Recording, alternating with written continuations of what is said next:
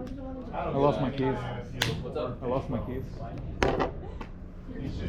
To the bike. I think I put them in the trunk and closed the trunk on it. Some incense, Zoe. Next time remind me, I'll bring you some non-champa. Honestly, think Yeah, dangerous mints. it's a little smelly today. Smells like coleslaw that's gone off, doesn't it? It's kind of like Incinerator. Oh, there you go. And you've experienced how many? This would be first. Oh, all right then. So there you go. You can add this to your repertoire of scents. smells. Yeah. I went to New York, I guess the year before COVID, so it's about 5 years ago now. And honest to God, I don't remember it stinking as badly. And every block had its own unique odor. So we started, labeling them and stuff. It was so gross. New York, which you went to? Yeah. What am I doing? Oh yeah, New York in the summer. Yeah, it wasn't. It was. What time of year was it? It was fall. Yeah, it was so different. So, welcome everybody. Obviously, that's Zoe Roberts, who works in this building. Yes. I'm an interloper. I work in the other building. My name is Venice Gordon, and we have another guest too. Martina is living here in Bermuda. I don't know what she's doing, but she bought a composter for me a while back and told me that she was doing a sustainability degree. Is that right? Yeah. And so I said, well, if you have any questions, I'm here for you. So she happened to email me last week, and so I invited her to join your group. I hope you don't mind. Welcome. Thank you. Yeah, you're doing a master's, right? Yeah, Sustainable remotely at remotely. University in the UK. Which university? It's called Cranfield. It's in Bedfordshire Okay. in the UK. Okay. And it's actually the first year that they run the Sustainability Master. Oh, right. They've had like a huge intake, so they're now actually having 2 intakes a year because they're kind of Oh, a lot of interesting. people, and they work with a lot of businesses. So I want to say maybe 90% of the students are apprentices. So Okay. they come through the businesses sort of like pay and give them a day a week. Okay, so if you have any questions about possible employment opportunities or graduate opportunities, Martina? I'm currently not working, so I actually closed my business. I had a maternity and breastfeeding brand, which was in the UK, but which I closed last year. We're looking for employment. I'm getting ready to retire. You can come and take my job.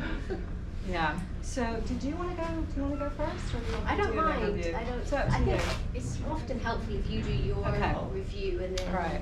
Yeah. Do you have, I can just talk about. do you have how any we- objections if we take pictures? No, not at all. We're just trying, I use these things in promotion, like the next time I'm gonna do Sure. it. Oh, And it's always good if I have students that they recognize in the picture. Yeah, of rather- course. Yeah. This is from So 1948. that's my Yeah. granddad. Yeah. Yeah. There you go. I don't think you were teaching in 1948. so- No, I wasn't. I wasn't even born then, but. There you go. Sometimes in our advertisement, we have some older pictures, Mhm. which is kind of cool. but- Vintage. Vintage. That's right. There you go. Yeah. Well, I know your college sort of, because I know people who went there, and I also went to boarding school in Maine, so I went to Gould Academy in Bethel. Yeah, I'm a Gouldie. Yeah, there you go, Huskies. I was just up there. Oh, were you? Yeah, it's Yeah. beautiful, isn't it? Yeah. Skiing and. Oh, okay, Sunday River? Sunday Yeah, River. yeah, there you go. So I have some experience with Maine, so that's when you all walked in shorts, I was like, yeah.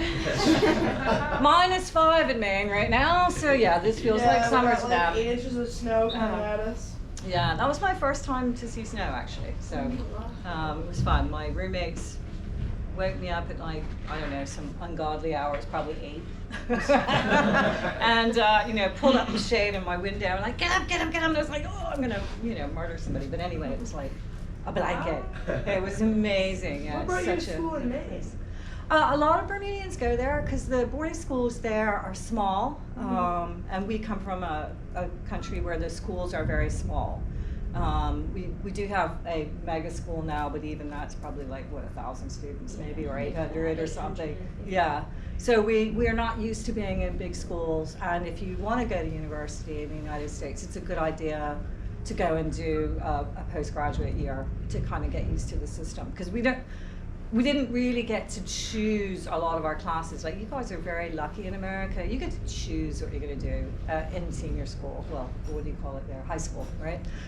We didn't really get to choose that. So it takes a while to kind of transition into a system where you have more autonomy as an individual. So it's a good idea for people to do that. Anyway, that's not what we're here to talk about Sorry, today. That's okay, that's okay. Yeah, I get sidetracked easily.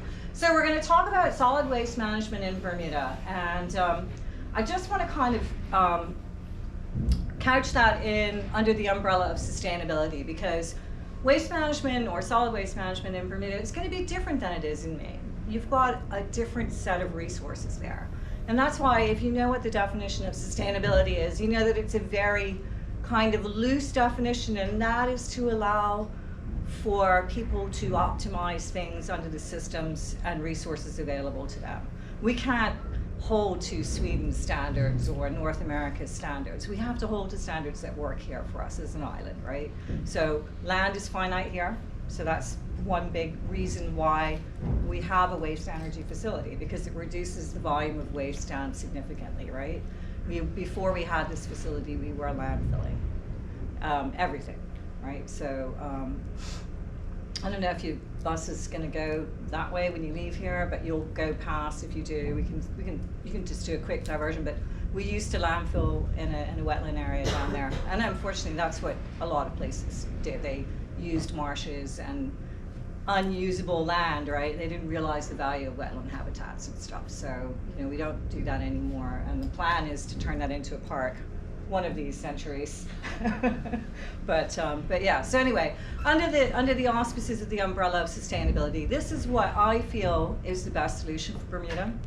There are obviously faults with it, like there are anywhere, but this is a very good solution for Bermuda. So without further ado, solid waste management in Bermuda. So just to go back over, just to kind of not go back over, but all waste is not the same. So you need to have different solutions for different waste types, right? I can't do the same thing with whatever that recording device is as I can with paper. It's just, those are not going to be viable. Is that a GoPro? Yeah. Goodness. There you go. So, you do really have to kind of think about the waste type and how you can best deal with that. And that falls under the auspices of the umbrella of sustainability, if you think about it. And waste constantly evolves. I never really thought about this stuff before I got involved in waste management. But 20 years ago, people didn't have cell phones. 25 years ago, people didn't have cell phones. A very few did, and they were about this big. It was like having a loaf of bread next to your ear, right? Now everyone's got a cell phone, and oh, I want the new whatever, so I'm going to just recycle this one, right? So, it's constantly evolving. Electronics have become a real challenge in waste management systems, okay? So we can't rely on one method of waste disposal because waste is evolving, waste is not the same. So we have to have separate programs and resources to manage our waste. And I like to say there's a place for everything and for everything in place. And I'm sure your mom's always said that to you. Put that away in the right place, right?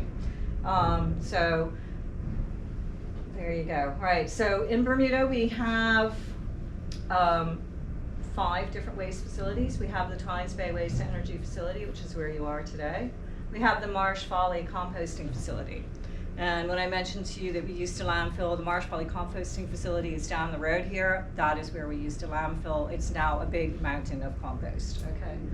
With an underlayer of old dumped stuff, yeah. They sorry. have seen that. They might not know exactly what it was, but we've taken the bus to Hamilton Okay. on the North Shore Road. Okay. Go through Blackwatch Pass. I think you can. Yes, you can see it from the Blackwatch Pass. It would be over on the left-hand side.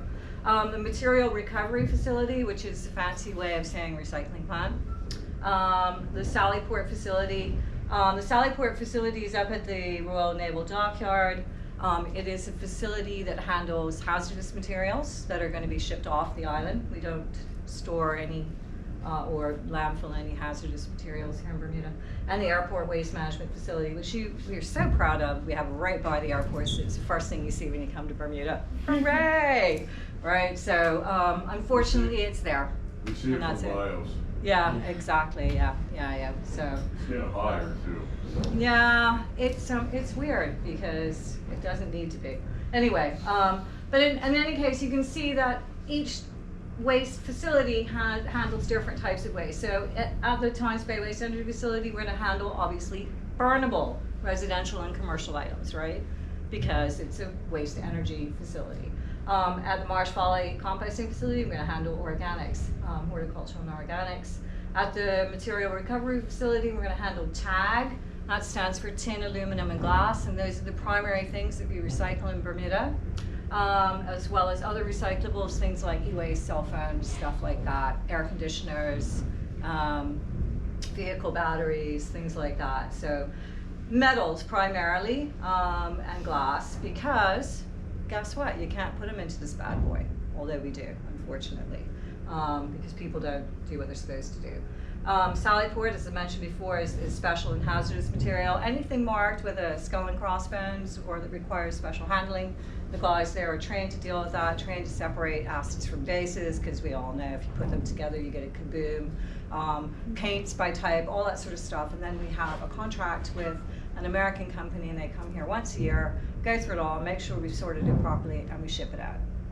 And it goes to, in some cases, recovery facilities there, like for example, waste motor oil goes to America where it's centrifuged, and then the particulate matter is removed, and I don't know what happens to that, honestly, but the oil itself can be used as low-grade heating oil for furnaces and stuff like that. So, and then the airport waste management facility, that's where we're going to put inert materials, okay? Nothing that's going to react with the marine environment. So any vehicles, refrigerators, et cetera, that go in there should have had all of the nasties removed from them before they actually go in. It's not all 100% foolproof. We do know that stuff happens, you know, things get through the system. So this is a breakdown of what the disposal looks like. So from conversion to energy perspective, that comprises 62% of the waste that we make in Bermuda. So that's pretty good. And that 62% collapses down to about 10%. Is it 10%? Yeah. So you take a volume like this and you smush it down to that, and it turns into ash. And Zoe will get more into what happens with that. Recycling and composting is about 21%. Why am I just not reading it there? 21%. I don't know why I keep doing that. And 17% of our materials end up in the airport waste management or landfilling facility. So that's not a bad breakdown if you're taking 62% of your waste and converting it to energy. And I'll let Zoe go into the details about how much energy that does actually produce. So this is what the average household's waste looks like. I don't know if you guys have done a waste audit at your uni, but it's a super helpful thing. I do them with schools here. And one of the things that immediately pops out at schools is that we really need to have portion control on food servings. Especially when we're doing the primary schools. I guess, what would you call that in America? The little kids. Elementary schools, yeah. So what you really find there is that portion control is so important. Children will take one bite from an apple and throw the rest of it away. I mean, we were all little ones. We know that's like, you're not really hungry when you're a small child. So we really do try to work with the schools to get them to look at portion sizes and how to make the family dollars stretch by doing that. Because here, we don't have lunchrooms at the schools like you do in America. The children bring in their own food, okay? Mm-hmm. And we do push the parents towards trash-free lunches at that level. And so portion control is a big part of that. So in any case, this is a household's waste, and as you can see, 17% of that, and this varies. I've done this waste audit, I think, 4 times now, and so it varies, vacillates somewhere between 17 and 20% food waste, which is about on par with the United States and the United Kingdom. In fact, I cribbed the little trash can guy from DEFRA, DEFRA is the United Kingdom's version of the EPA. So I cribbed him from there, but that's our data. So you can see it is pretty similar. So ours is 17% food waste, 30% paper and cardboard, 17% clothing and textile. That's a bit disturbing because there are reuse facilities on the island. But I just went through an illegal dumping. Did you see Seymour's Pond? So I just did an illegal dump site on Friday. I found 6 bags of garbage there, and it's not garbage. All of it's like clothing and textile stuff and shoes, and pretty much most of it could have been donated to a reuse facility. But I did find their power bill, so they're going down. Yeah, there you go. Yeah, did find their power bill, and a bank statement, and a cable bill, and whatever else. But yeah, it's just shocking, right? So, you know why? That stuff could have all gone to, we've like 5 or 6 really good quality reuse facilities on the island. So. Anyway, plastics and styrofoam, I know that's something that you'll probably have questions about in terms of recycling. I'm going to skip right past that. But suffice to say that that 13% is pretty much the same as the US and the UK, where you do have, I'm going to say, recycling programs for those items. I always am going to say recycling when I'm talking about plastic, and I hope you guys know what I mean by that. Yeah. Metal, tin, aluminum, and other, which is really depressing to me because we already know that those are the 3 things that you can recycle curbside in Bermuda. Glass, same thing. Some special waste items, but not a lot. It's pretty good, actually. I have to say, when we do the waste audit, I might find a handful of household batteries. So that's not too bad. I think people really get it here. And when you came in the lobby, you probably didn't see it, but there was a blue plastic tube there for household batteries. We have those throughout the island at gas stations and hardware stores and facilities like that, where you're going to be buying that stuff. So, and they're right near the display units. So hopefully it gets the message through. And people do seem to get that. It's the other recycling that they don't get. And then 5% other, you just get random weird things in there. And I may have actually even lumped baby diapers in there, I'm not sure. But I do use the same however many categories every time I do it. So I'm always measuring apples and oranges. We started doing this, I think in 2006. Before that we were using a different methodology. So what is disturbing about this is that the amount of plastics in the most recent one had gone up 40%. So not to 40% of the waste composition, but had gone up by 40% from the previous one. And that's because, as I said earlier, waste is constantly evolving, right? And you guys probably have seen it in your lifetime. I know you're a little bit younger than me, but usually brands of beverages will start out in a glass container. Like I remember Schnapple when it came out. So it's a nice glass container, and you buy it because it's in glass and you think it's good. And then the next thing you know, about a year or so down the road, they've converted to plastic packaging. And you see that even Perrier now, I've noticed that they're and they were in glass for forever. I've noticed that they're now in plastic. Yes, sir. Oh, I'm just wondering if you found like that the percent of glass increased, particularly around COVID in the US. Everybody started drinking a lot more. Yes, we did indeed. Yes, recycling spiked hugely. It's true. Yes, we did see that. Yeah, I haven't done a waste audit since COVID, and I certainly didn't do one during COVID because we didn't know at the beginning of COVID what the risk factor was going to be. So I haven't done one since, I think it was 2018 now. Yeah, so I do need, it's time, it's high time, and it's such a fun job, let me tell you. So one of the ways that's easiest to reduce household waste, of course, is by composting, and that's how Martina and I met. I do try to encourage that here. 17% of the average household's waste, of course, is compostables. So we do, to try and help people deal with that, offer household composting bins at a pretty reasonable price, basically.